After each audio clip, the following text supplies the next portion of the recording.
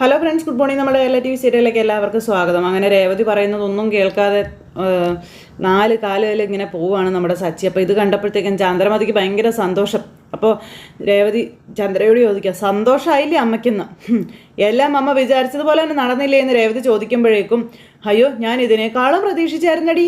തരക്കേടില്ല, എന്തായാലും നിന്നെ അവനെ ഈ വീട്ടിൽ നിന്ന് പുറത്താക്കുമെന്ന് ഞാൻ കരുതിയത്. അത് അവൻ പിന്നീട് ചെയ്തോളും എന്ന് ഈ ചന്ദ്ര പറയപ്പോഴത്തേക്ക് സച്ചി ബോധം കെട്ടവിടെ ഹോളിൽ തന്നെ കിടന്നുറങ്ങുക. അപ്പോൾ എടി, നിന്നെ അവന് ശരിക്കും മനസ്സിലായി എന്നും കുറച്ച് നാൾ കുടിക്കാതെ വന്ന അവൻ പെട്ടെന്ന് കുടിക്കാൻ തുടങ്ങി.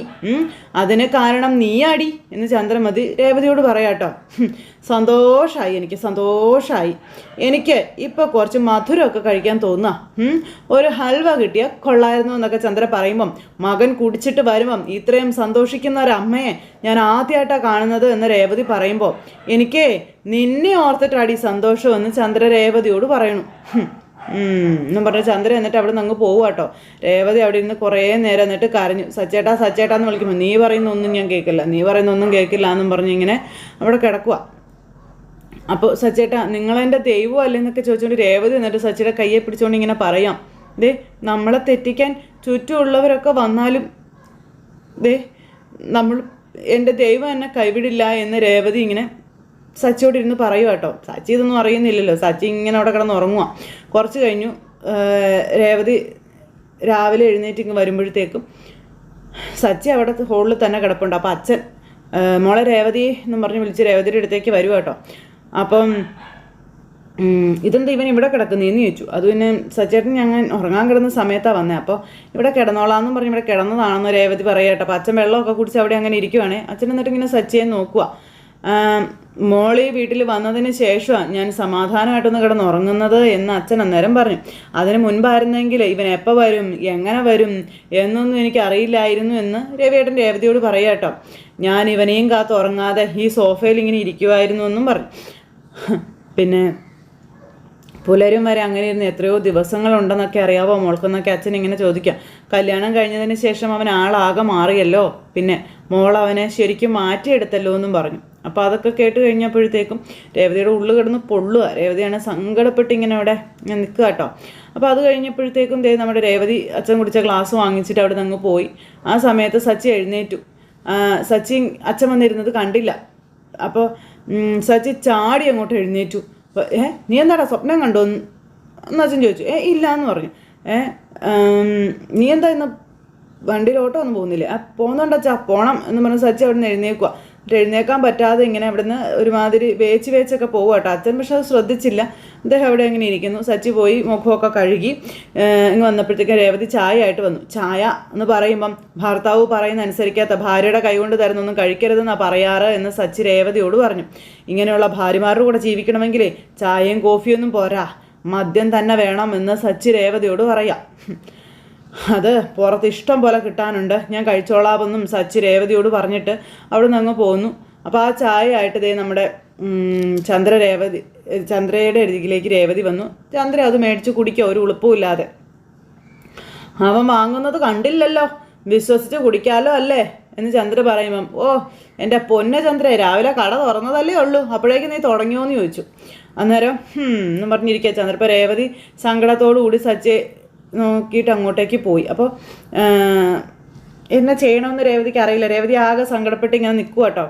എന്നിട്ടിങ്ങനെ മനസ്സിൽ ഭയങ്കര ഒരു ഇതുപോലെ, സച്ചേട്ടൻ ഇന്നും കുടിച്ചിട്ട് വരുമെന്നാണ് തോന്നുന്നത്, അച്ഛനോട് പറഞ്ഞാലോ എന്ന് രേവതി ഇങ്ങനെ ചിന്തിക്കാം.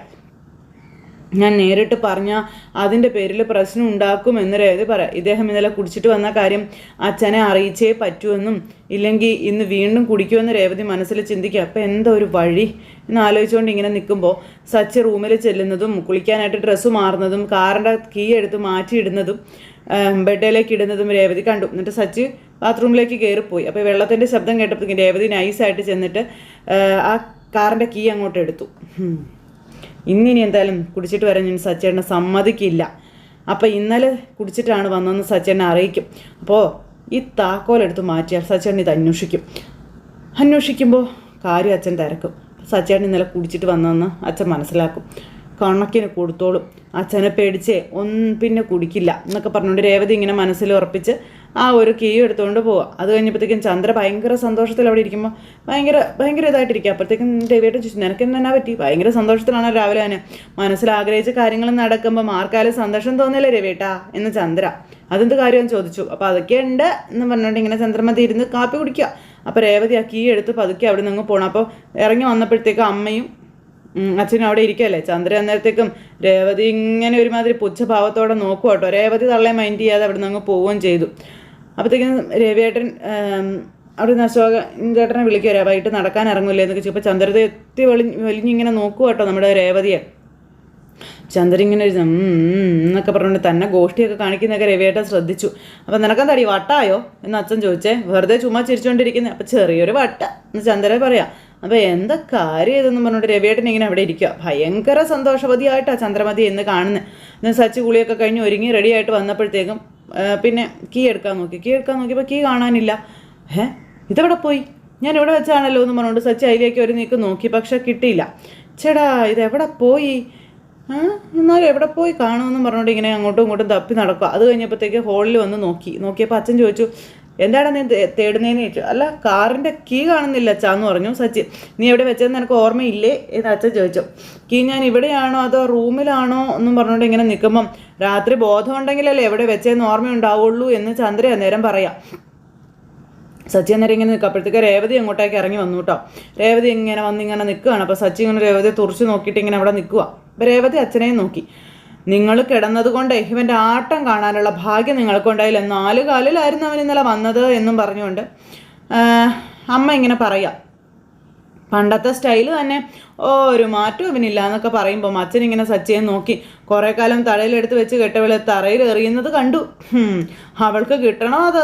അവൾക്കത് ആവശ്യമാ എന്നും പറഞ്ഞുകൊണ്ട് ചന്ദ്രമതി ഇങ്ങനെ പറയാട്ടോ. അപ്പോൾ ഇന്നലെ രാത്രി ഇവൻ എങ്ങനെയാണ് മോളെ വന്നേ എന്ന് രവിയേട്ടൻ ചോദിക്കുമ്പോൾ സച്ചി ഇങ്ങനെ നോക്കുക രേവതിയെ. എങ്ങനെയാ ഇവൻ വന്നത് പറ മോളെ എന്ന് പറയുമ്പം എപ്പോഴും വരുന്നത് പോലെ 2 കാലം നടന്ന് എന്ന് സച്ചി പറയുമ്പോൾ ഞാൻ രേവതിയോടാണ് ചോദിച്ചതെന്ന് അച്ഛൻ അന്നേരത്തേക്കും സച്ചിയോട് പറഞ്ഞു. സച്ചി അന്നേരം നിൽക്കുക. അപ്പോൾ തലകുനിച്ചവൻ നിൽക്കുന്നത് കണ്ടില്ലേ, അതിൽ നിന്ന് തന്നെ മനസ്സിലാക്കിക്കൂടെ ഇന്നലെ എങ്ങനെ ഇവൻ വന്നതെന്ന്. ചന്ദ്ര ഇതങ്ങനെ അങ്ങ് പെരുപ്പിക്കുക കേട്ടോ അവിടെ ഇരുന്ന്. അപ്പോൾ രവിയേട്ടൻ ഇങ്ങനെ 2 പേരെയും മാറി ഇങ്ങനെ നോക്കുക. അപ്പോൾ നീ ഇന്നലെ കുടിച്ചല്ലേ എന്ന് ചോദിച്ചു അച്ഛൻ. അത് പിന്നെ ഞാൻ കുറച്ചേ കുടിച്ചുള്ളൂ അച്ഛൻ. പിന്നെ നിന്റെ കുറച്ച് എത്രയാണെന്നൊക്കെ എനിക്ക് നന്നായിട്ട് അറിയാം. കുടിക്കരുതെന്ന് പലവട്ടം നിന്നോട് ഞാൻ പറഞ്ഞിട്ടുള്ളതല്ലടാ. നീ പറഞ്ഞ കേൾക്കില്ലല്ലോ എന്ന് ചോദിച്ചാൽ അച്ഛൻ ദേഷ്യപ്പെട്ടു. ഒരു ദിവസം നന്നായാൽ പിറ്റേ ദിവസം ഇങ്ങനെ. എടാ നിനക്ക് എന്താടാ വേണ്ടതെന്ന് ചോദിച്ചു.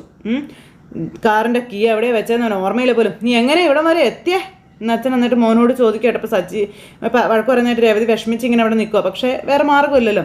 അല്ല അച്ഛാ അത് ഞാൻ കാറിൻ്റെ കീ ഇവിടെ അല്ല മുറിയിൽ, കാറിൻ്റെ കീ അവിടെ, കാറിൻ്റെ കീ മുറി അവിടെ ഇവിടെ വേണ്ട എന്നും പറഞ്ഞു. അപ്പോൾ നിങ്ങൾ ആരെങ്കിലും എവിടെയെങ്കിലും എടുത്ത് വെച്ചോ എന്നും പറഞ്ഞുകൊണ്ട് ഇങ്ങനെ അച്ഛനോട് സച്ചി ചോദിച്ചപ്പോൾ നിൻ്റെ കീ ആരെടുത്ത് വെക്കാനാടാന്ന് ചോദിച്ചു. ബോധമില്ലാതെ വന്ന് എവിടെയെങ്കിലും എടുത്തിട്ടിട്ട് മറ്റുള്ളവർ കുറ്റം പറയുകയാണോ എന്ന് ചോദിച്ചു. അങ്ങനെ അച്ഛൻ വഴക്ക് പറയാം. ഇനി നീ കുടിച്ചിട്ട് ഈ വീട്ടിലേക്ക് വരണ്ടാന്ന് സച്ചിയോട് പറഞ്ഞു. അത് കുടിച്ചെടുത്ത് തന്നെ നീ കിടന്നുറങ്ങിയാൽ മതിയെന്നും അച്ഛൻ സച്ചിയോട് പറയുക കേട്ടോ. ചന്ദ്രയ്ക്ക് അന്നേരം ഭയങ്കര ഹാപ്പി. രേവതി നീ ഇവനെ പറഞ്ഞ് മനസ്സിലാക്കണം എന്ന് അച്ഛൻ രേവതിയോട് പറയണു.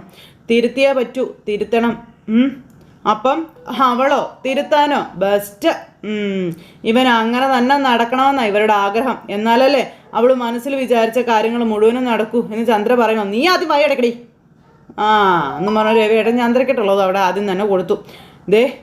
ഇവനെ ഇങ്ങനെ വിട്ടാൽ ശരിയാവത്തില്ല എന്നും ഇനി ഇവനിങ്ങനെ കുടിച്ചിട്ട് വന്നാലേ മോള് വാതിൽ തുറക്കരുത്, പഴയ പോലെ സ്ട്രിക്റ്റ് ആവണം, എന്നാലേ ഇവൻ നന്നാവുള്ളൂ എന്ന് പറഞ്ഞു. അപ്പോൾ ശരി അച്ഛാന്ന് പറഞ്ഞു. ഞാൻ അച്ഛൻ പറഞ്ഞതുപോലെ തന്നെ ചെയ്തോളാം എന്ന് പറഞ്ഞു. അപ്പോൾ പറഞ്ഞാൽ പറ ചെയ്തോളണമെന്ന് പറഞ്ഞു. അപ്പം ഇന്നലെ രാത്രി സച്ചേട്ടൻ അടുക്കളയിൽ വന്നായിരുന്നല്ലോ എന്ന് രേവതി അന്നേരം പറയാം. കാറിൻ്റെ കീ ഇനി അവിടെ എങ്ങാനും വെച്ചിട്ടുണ്ടോ എന്ന് രേവതി സച്ചോട് ചോദിക്കുമ്പോൾ എന്നാൽ ഞാനൊന്ന് നോക്കട്ടെ എന്നും പറഞ്ഞുകൊണ്ട് രേവതി അടുക്കളയിലോട്ട് പോവാം. അപ്പോൾ സച്ചി ഇങ്ങനെ നോക്കോട്ടോ, ഞാൻ അടുക്കളയിലോട്ട് പോയില്ലല്ലോ. അപ്പോൾ ഇവള് തന്നെ എടുത്ത് മാറ്റി എന്ന് സച്ചിക്ക് മനസ്സിലായി. സച്ചി എന്നിട്ട് നേരെ അടുക്കളയിലോട്ട് പോവുക കേട്ടോ. അപ്പോൾ രേവതി കീ എടുത്ത് അങ്ങോട്ട് ചെന്നു. അപ്പോൾ കീ എടുത്ത് കൊണ്ടുപോയി കൊടുക്കും. അപ്പോൾ ചന്ദ്ര ഇങ്ങനെ നോക്കുക കേട്ടോ. ഇതാ കീ എന്നും പറഞ്ഞു അങ്ങ് കൊടുക്കുക. അപ്പോഴേക്കും കണ്ടോടാ എന്ന് പറഞ്ഞുകൊണ്ട് അച്ഛൻ അവിടെ ഇരിക്കുന്നു. രേവതിയുടെ കയ്യിൽ നിന്ന് കീ അങ്ങ് മേടിക്കുകയും ചെയ്തു. ഞാൻ അടുക്കളയിൽ പോയില്ലല്ലോ എന്നിങ്ങനെ സച്ചി അന്നേരം പറഞ്ഞു. ഇതെങ്ങനെ ഇങ്ങനെ അടുക്കളയിൽ വന്നതെന്ന് ചോദിക്കുമ്പോൾ നീ അടുക്കളയിൽ പോയില്ലെങ്കിൽ പിന്നെ എങ്ങനെയാണ് കീ അവിടെ വന്ന് തന്നെ നടന്നു പോയോടാ എന്ന് അച്ഛൻ സച്ചിയോട് ചോദിക്കുക. അപ്പോൾ സച്ചിക്ക് കാര്യം മനസ്സിലായി. രേവതി ഇങ്ങനെ നോക്കുക കേട്ടോ. അവന് ബോധമുണ്ടെങ്കിലല്ലേ എവിടേക്ക് പോയി എന്തിനു പോയി എന്നൊക്കെ പറഞ്ഞത് ഓർമ്മയുണ്ടാവുള്ളൂ അവനെന്നും പറഞ്ഞുകൊണ്ട് അച്ഛൻ അതിനും സച്ചിയെ വഴക്ക് പറയാം. അപ്പോൾ അതൊക്കെ കേട്ട് കഴിഞ്ഞപ്പോൾ പിന്നെ നമ്മളുടെ ചന്ദ്ര ഇരിക്കുന്നത്. ഇന്ന് നീ കാറിൻ്റെ കീ വന്നു, നാളെ നീ കാർ കൂടി മറക്കുമല്ലോടാ നമ്മളുണ്ട്. അച്ഛൻ സച്ചിയെ വഴക്ക് പറയപ്പോൾ രേവതി ഇങ്ങനെ നോക്കി നിൽക്കുമല്ലേ.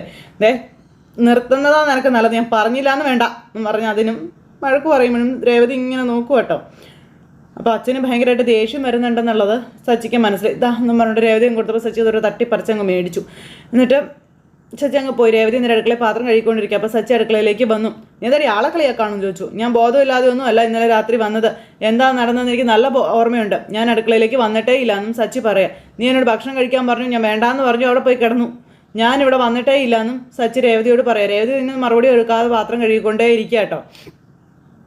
സച്ചിക്കാണെങ്കിൽ ഭയങ്കര ദേഷ്യം രേവതി കാണിക്കുന്നതിനൊക്കെ കണ്ടിട്ട്. രേവതി മറുപടി ഒന്നും കൊടുക്കുന്നില്ലല്ലോ. അതുകൊണ്ട് എനിക്ക് മനസ്സിലായി, ഞാൻ മുറിയിൽ വെച്ചേക്ക് നീ എടുത്ത് ഇവിടെ ഒളിപ്പിച്ചു വെച്ചു.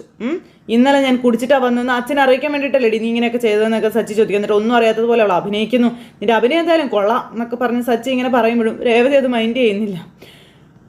സച്ചേട്ടൻ ഇനി കുടിക്കാതിരിക്കാനാണ് ഞാൻ അങ്ങനെ ചെയ്തത്. അച്ഛനത് അറിഞ്ഞില്ലെങ്കിൽ സച്ചേട്ടൻ ഇന്നും കുടിച്ചിട്ട് വരും. കുടി തുടങ്ങിയാൽ പിന്നെ നിർത്തത്തേ ഇല്ല എന്ന് രേവതി സച്ചിയോട് പറയാട്ടോ. ദിവസം കുടിച്ച ശരീരം പിന്നെ എന്തിനു കൊള്ളാം, ആരോഗ്യമൊക്കെ പോയാ എന്ന് പറഞ്ഞ് രേവതി പറയുമ്പോൾ നിർത്തടി എന്ന് പറഞ്ഞ് ദേഷ്യപ്പെട്ടു. നിർത്തടി നിന്റെ ക്ലാസ് എന്ന് പറഞ്ഞുകൊണ്ട് സച്ചി പറയാട്ടോ. എൻ്റെ ഭാര്യയെ ഞാൻ പറഞ്ഞത് കേട്ടില്ല, പിന്നെ അനുസരിച്ചില്ല, എൻ്റെ മനസ്സ് കെട്ടുപോയി എന്ന് സച്ചി രേവതിയോട് പറയാം. നീ ഇനിയിപ്പോൾ ശരീരം കെട്ടാൽ എന്താ എന്നും പറഞ്ഞുകൊണ്ട് ഇങ്ങനെ സച്ചി അവിടുന്ന് രേവതിയോട് ദേഷ്യപ്പെടുക കേട്ടോ. അത് പറഞ്ഞ് സച്ചി അവിടെ നിന്ന് അങ്ങ് പോയി. രേവതിക്ക് അത് വിഷമായി. രേവതി സങ്കടപ്പെട്ട് ഇങ്ങനെ അവിടെ നിൽക്കുക. കുറച്ച് കഴിഞ്ഞപ്പോഴത്തേക്കും ഒരു പുള്ളിക്കാരി ഇങ്ങനെ അവിടെ വെയിറ്റ് ചെയ്ത് നിൽക്കുക കേട്ടോ, ഭയങ്കര ടെൻഷനായിട്ട്. അപ്പോൾ സച്ചി അതുവഴി വന്നു. വന്നു കഴിഞ്ഞപ്പം നിങ്ങളാണോ കാർ ബുക്ക് ചെയ്തതെന്ന് ചോദിച്ചു. അതേന്ന് പറഞ്ഞു. ഒന്ന് മെഡിക്കൽ കോളേജിൽ പോകണം എന്ന് പറയാം, അപ്പോൾ കയറിക്കോളാൻ പറഞ്ഞു. അപ്പോൾ പുള്ളിക്കാരി കയറി. സച്ചി വണ്ടിയും കൊണ്ട് അങ്ങ് പോയി. അപ്പോൾ ഭയങ്കര ടെൻഷൻ അടിച്ചിരിക്കുന്നതായിട്ട് തോന്നുന്നുണ്ട്. മാഡം അപ്പോൾ എന്താ ഏട്ടാന്ന് ചോദിച്ചു. അല്ല മേഡം ചോദിക്കുന്നത് കൊണ്ട് ഒന്നും വിചാരിക്കരുത് കേട്ടോ, മനസ്സ് സമ്മതിക്കാത്തതുകൊണ്ടാണെന്ന് പറഞ്ഞു. എന്തെങ്കിലും പ്രശ്നമുണ്ടോ എന്ന് സച്ചി ചോദിക്കാം. അല്ല എന്തിനാ ഇങ്ങനെ ഇരുന്ന് കരയുന്നതെന്ന് ചോദിക്കുമ്പം പ്രശ്നമൊന്നുമില്ല എന്ന് പറഞ്ഞു. പിന്നെ എന്തിനാ ഇങ്ങനെ അങ്ങ് കരയുന്നതെന്ന് ചോദിക്കുമ്പോൾ കാറിൽ കയറുന്നതിന് മുന്നേ നിങ്ങൾ കരയുന്നുണ്ടായിരുന്നില്ല എന്നൊക്കെ പറഞ്ഞു. എന്താ മേഡം പ്രശ്നം പറഞ്ഞോളൂ, എന്നെക്കൊണ്ട് പറ്റുന്ന സഹായം ഞാൻ ചെയ്യാമെന്ന് പറഞ്ഞു. എന്താണെന്ന് വെച്ചാൽ പറയാനായിട്ട് സച്ചിയെ പുള്ളിക്കാരിയോട് പറയുക. അപ്പോഴേക്കും ഈ പുള്ളിക്കാരി അവിടെ നിന്ന് ഭയങ്കരമായിട്ട് ടെൻഷൻ അടിക്കുക കേട്ടോ. പുറത്തുള്ള ഒരാളായിട്ട് നിങ്ങൾ എന്നെ കാണണ്ട, സ്വന്തം അനിയനാണെന്ന് കരുതിയാൽ മതി, നിങ്ങൾ പറഞ്ഞോളാൻ പറഞ്ഞു. എന്താ പ്രശ്നമെന്നൊക്കെ ചോദിച്ചു. അപ്പോഴും പുള്ളിക്കാരി അവിടെ ഇങ്ങനെ കരഞ്ഞുകൊണ്ടിരിക്കാം. എന്തെങ്കിലും സീരിയസ് ഉള്ള അസുഖം വല്ലതും ഉണ്ടോ, അതുകൊണ്ടാണോ ഹോസ്പിറ്റലിൽ പോകണമെന്നൊക്കെ ചോദിക്കുമ്പം അസുഖങ്ങളൊന്നും ഇല്ല എന്നും കുടുംബ പ്രശ്നമാണെന്നും ആ പുള്ളിക്കാരി ഇങ്ങനെ പറയുവാണ്. അപ്പം ചെറിയ ചെറിയ പ്രശ്നങ്ങളില്ലാത്ത കുടുംബം ഉണ്ടോ എന്ന് സജി ചോദിക്കുക. ഇനിയിപ്പം ഇങ്ങനെ കരയാൻ മാത്രം എന്താ ഉണ്ടായേ എന്നാ ചോദിച്ചു. അപ്പോൾ എൻ്റെ ഏട്ടന് നല്ല സുഖമില്ലെന്നും മെഡിക്കൽ കോളേജിൽ അഡ്മിറ്റ് ചെയ്തിരിക്കുകയാണെന്നൊക്കെ പറഞ്ഞു. ഏട്ടനെ കാണാനാ ഞാൻ പോകുന്നതെന്നൊക്കെ ഇങ്ങനെ പറഞ്ഞു. അപ്പോൾ അദ്ദേഹത്തിന് സീരിയസ് ആണോ എന്ന് ചോദിക്കുമ്പം പനി കൂടിയത് കൊണ്ട് അഡ്മിറ്റ് ചെയ്തതാണെന്നും ഇപ്പോൾ ICUലാണെന്നൊക്കെ പറയാം കേട്ടോ. അപ്പോൾ പേടിക്കൊന്നും വേണ്ട മേഡം, ശരിയായിക്കോളൂ എന്ന് പറഞ്ഞു.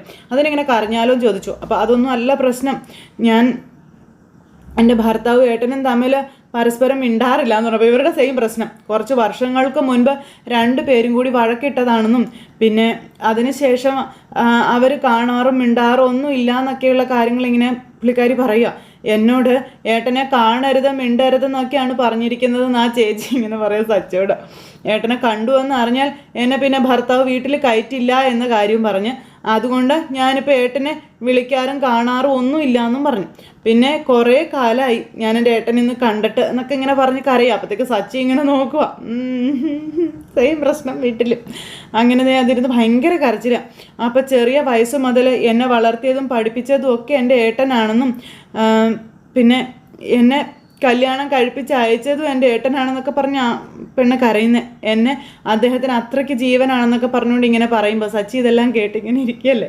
എന്തായാലും അങ്ങനെ ഒരു സിറ്റുവേഷൻ കാണിച്ചുകൊണ്ടാണ് ആ പെണ്ണിൻ്റെ കഥകളൊക്കെ കേട്ട് സച്ചി ഇങ്ങനെ അന്തം വിട്ടിരിക്കുന്നത്. ഇതേ പ്രവൃത്തി സ്വന്തം വീട്ടിൽ ചെയ്തിട്ട് വേറൊരാളുടെ പ്രശ്നം പരിഹരിക്കാൻ എന്നുള്ള രീതിയിൽ സച്ചി നിൽക്കുക. അപ്പോൾ സച്ചിക്ക് തന്നെ ഒരു അത്ഭുതം. അപ്പോൾ അങ്ങനെ എല്ലാവരും കാത്തിരുന്ന് കാണുമെന്നുള്ള പ്രതീക്ഷയോടെ നിർത്തായിട്ട് എല്ലാവർക്കും നല്ലൊരു ദിവസം ആശംസിക്കുകയാണ്. എല്ലാവരുടെയും സപ്പോർട്ടിനും സ്നേഹത്തിനും ഒരുപാട് നന്ദി ഹൃദയത്തിൻ്റെ ഭാഷയിൽ അറിയിക്കുന്നു. അടുത്ത സൂപ്പർ ഹിറ്റ് കഥയുമായി കാണുന്നത് വരെ എല്ലാവർക്കും നന്ദി. Bye bye, Tata.